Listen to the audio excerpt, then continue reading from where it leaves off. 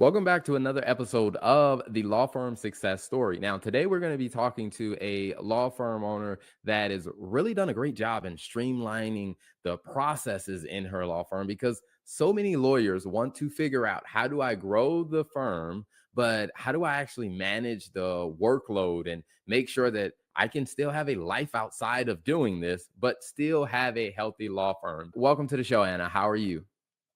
Hi, I'm great. Thank you so much for having me. Absolutely, absolutely. Now, in the intro, I alluded to that you've done a great job of really streamlining the workload in your firm. And the way we usually like to do these interviews is let's talk a little bit about what did your law firm used to look like and what was that workload looking like before? And then walk us through that journey of how you streamline things to make it better. Sure. So my firm is pretty new, so I won't say that I ever did anything that wrong. And I know that sounds a little pretentious, but I had worked at other firms and I saw what they all did wrong and just decided not to do that. So I never really had a lot of excess or unnecessary BS going on at my firm simply because it just wasn't profitable to do it that way. And especially as a small firm, I'm in transactional law. I do a lot of flat fee services. The more efficient that I can be, the more money I'm going to make with the least amount of time possible. So it just made zero sense for me to ever waver from being incredibly efficient and streamlined. My brain wouldn't even allow me to do that. I think that's very interesting. I'm very curious, like, where did you develop that mindset of being very streamlined? We work with a lot of law firms, and that's usually not the mindset that's the most common. So, like, where did that develop for Yeah, you? I'm more of a scientist than a lawyer, right? Because 'Cause I'm in IP anyway. So I think that I've never ever thought that lawyers do anything right, not in law school, not the way they learn law, not the way they teach law through case law. None of it makes any logical sense to me whatsoever. There's absolutely no need to read a 20-page case for one sentence of law. I get their mindset behind it, but it started then. It started then that I was like the anti-lawyer and it just you know what? I have 100% success rate. I do things very cost effectively for my clients. I get really good results and I don't have to waste my whole life doing it. And I'm not going to change that mindset, but it is totally not the mindset of any other lawyer. I am very financially driven and not driven for any other purpose. So I do not care about the prestige or power or anything else. None of it makes any difference. If I'm spending 1 minute on my business or working, I want to know what my ROI monetarily is on that. And that is what drives my whole business. Nice. I love it. I would say, speaking to a finance person, like you're speaking my language of really looking at the ROI on things. Now, you mentioned about like having more of an engineering mindset. How did that develop? Was your background engineering, or I guess before you went into law, were you at one point thinking Yes. about going into Yes. engineering? So definitely going into STEM and then realize that there's this segue into that intersection between law and science. And that's where I obviously pursued it. And I still do a lot of non-science things. I still do a lot of trademarks, copyrights, as well as patents, but it's just a mindset difference of how you learn things in STEM than it is versus business or history or communications or these political science, these other areas that people who are typically lawyers have gone into. So it's just very my sister is a doctor now, but when she was in med school, she would just tell me that she had so many PowerPoints to go through. She didn't physically have enough time to even go through all the PowerPoints once.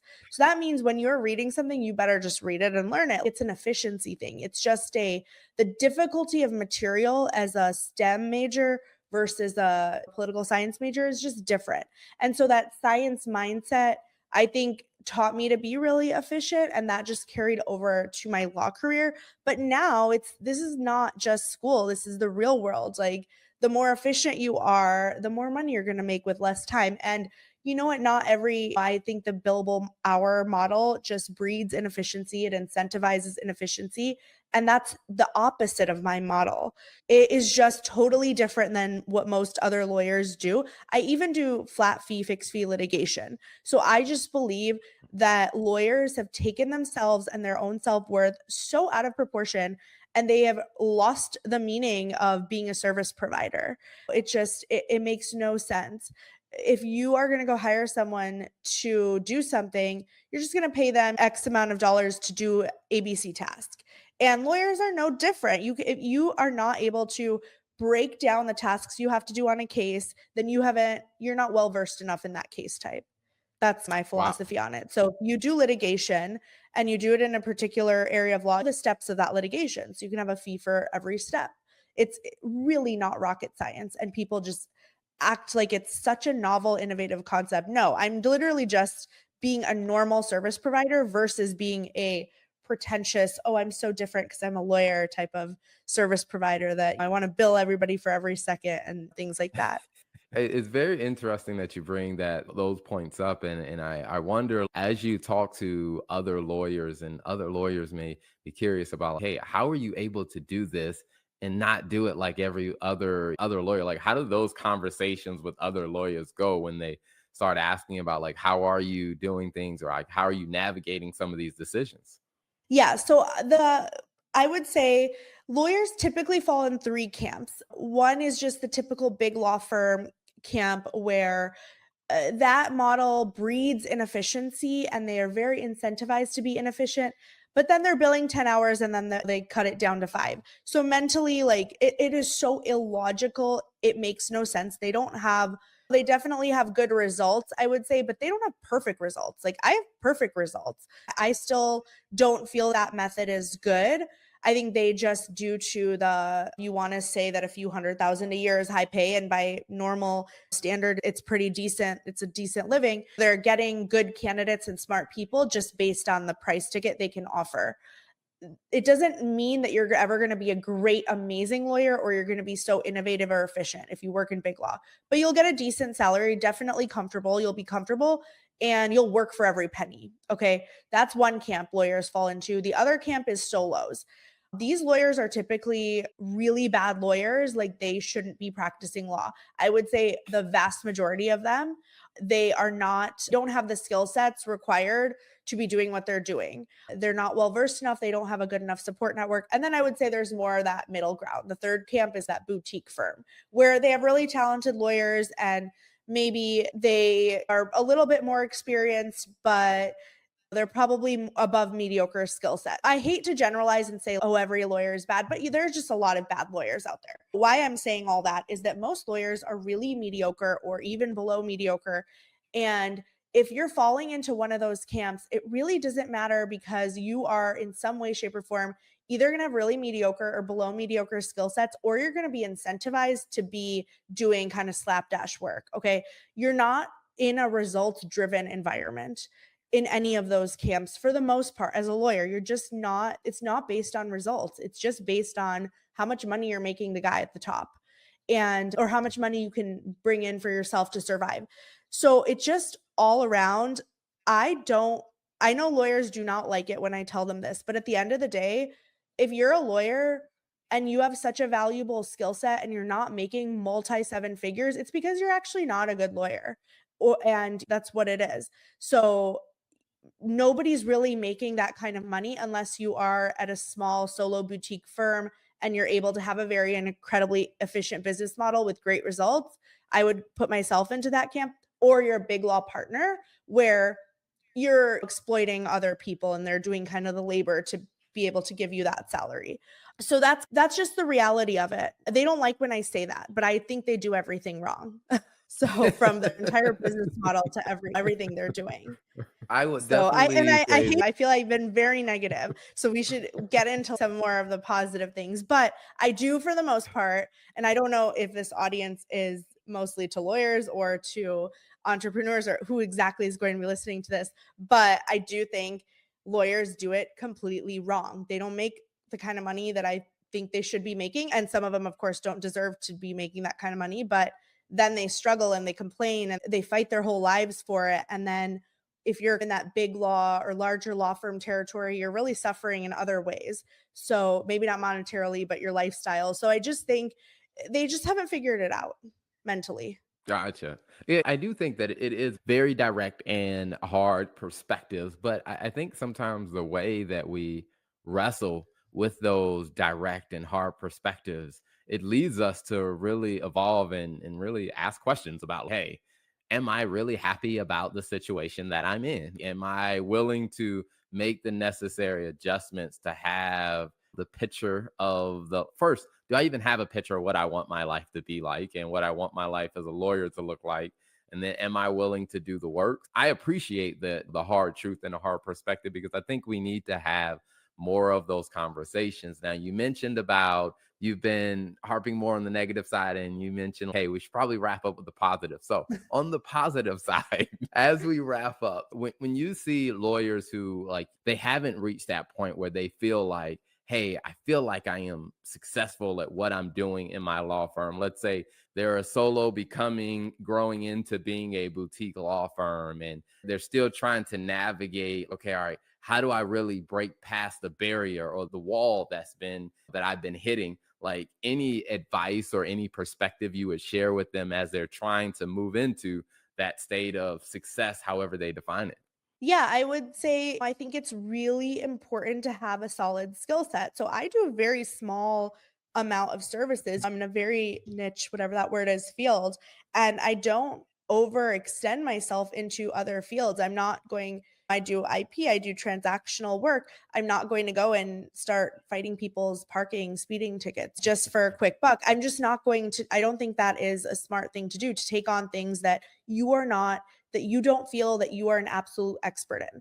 And once you find the thing that you are really good at, that you have talent in, that you've built up your skill set in, and you're really passionate about, then you should really think, if you really want to take it to the next level and you want to do things differently and you want to make serious money, I would say serious money is anywhere. If you're making a few 100,000 as a lawyer and you want to make seven figures, you really got to change up your business model. So you got to productize your services, figure out the services that you can deliver value and really great results for, productize them, and then have a great brand, have a great presence, do great, obviously, all the things that make you money, the marketing, the branding, the networking, all of that. Do all of that really and make it really simple for people. I don't go around telling people, oh, I'm just a lawyer. Yes, I'll handle your divorce and your estate planning and this and that. No, like everybody knows that I do IP. I will help you out with your patents, trademarks, copyrights, and that's about all I'm going to be useful for. Maybe some business work. I'm really limited in what I do, and I really make sure people know that this is what I do. So I don't overgeneralize, and that is really important. Lawyers need to stop. It's like a pretentiousness thing. They need to stop doing that. You really need to niche down and specialize and get really good at what you do, be able to get results and deliver, and then productize those results and deliverables, and be able to make it simple for people, make it easy for people to work with you. This is the single thing that I tell some of my friends to do that have double, tripled their revenue, is make it easy for people to work with you. Accept credit cards, do e-signatures, have engagement letter templates, make it easy. Do not add friction to have people work with you. It's crazy. So once actually someone needed a lawyer, and it was one of my clients had called and they needed kind of an employment lawyer, and it was also a friend. So I was helping him out, and I was calling all these lawyers. It wasn't in a state that I had any contacts in. So I was just calling. I literally Googled, I went on the Super Lawyers website. I just called the first page of people, and my God, I think one person out of 30 people even answered their phone. I texted all those numbers. Only one responded via text. Make it easy for people to find you, to reach you. And then when they reach you, make it easy for them to somehow be onboarded with you, whether it's a consult, whether it's just having a law pay link that they can pay a retainer with one click, that one click they can sign your engagement letter. Make it really easy to explain what you do to people, and then for them to see the value in what you do, and then to onboard with you. Like that single thing alone, I can guarantee you 99.99% of the lawyers watching this or if it's going to be lawyers watching this, 99% of lawyers in general are not doing that, including big law, including the boutiques, and including the small solos. I love it. Thank you so much for the amazing advice. And thank you for, I think, having the hard conversation because I do think that a lot of I people was a that little I hard on talk this. to, I feel a little bad. Sorry. yeah, I would say Kind of like I'm I trying to wouldn't shake them. necessarily. I'm trying to like shake some sense into them. The way I looked at it is I feel I get the sense that you have a passion for wanting to see other lawyers and law firms because that's mainly who listens to this. It would be law firm owners and law firm leaders and really helping them see that hey, there is a different way to do it. And you don't have to just live with the condition of the way you've been doing it. You can actually re-engineer what you're doing and you can get Yes. better results and you can actually enjoy the process of actually practicing law. And I think ultimately, even being more helpful to people because I run into this a lot. My background is accounting. I run an accounting firm. We mainly work with law firms. So we see this a lot to where a lot of times I'll go to a law firm's website. Okay, let me see if I can tell what you do within the first 30 seconds by looking at your website. And I realized I have no idea what you do. Don't It's even like, get me I know you're a super started on lawyer. law firm websites. No, don't even get me started on law firm websites. That's a whole other rant I can go into.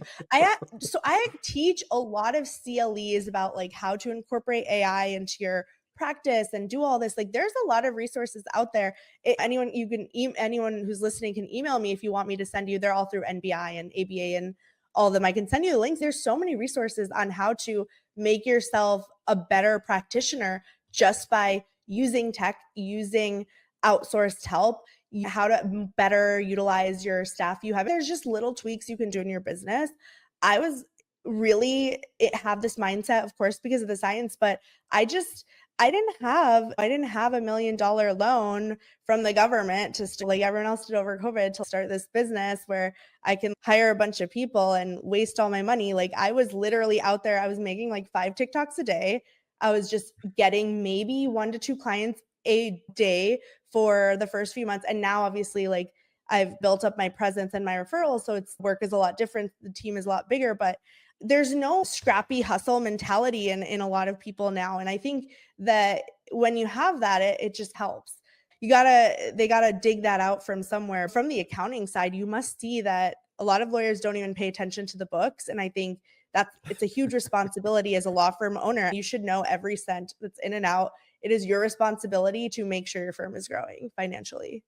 Yeah, It, said a lot. that's a whole other conversation about Awesome. Well, I want to what you say, should be I, looking at. I want to say thank you so much because I do want to be respectful of your time. And I know that you are running an amazing firm and living an amazing life. So I want to be respectful of your time. And thank you so much for coming on as an amazing guest. Now, before we wrap, if people want to follow you, because I'm sure they can learn a lot from just seeing the things that you're doing, where is a good place for them to find you online? I'm on like all social media. It's all my name, just at Ana Juneja. Or you can always email me, just email my firm, just info at analaw.com. And someone will make sure that you get in touch with me. Or my website is very easy too, analaw.com. You'll know what I do. Awesome. Anna, thank you so much for coming on. Thank you for being an amazing guest. Thanks for having me. Have a great one.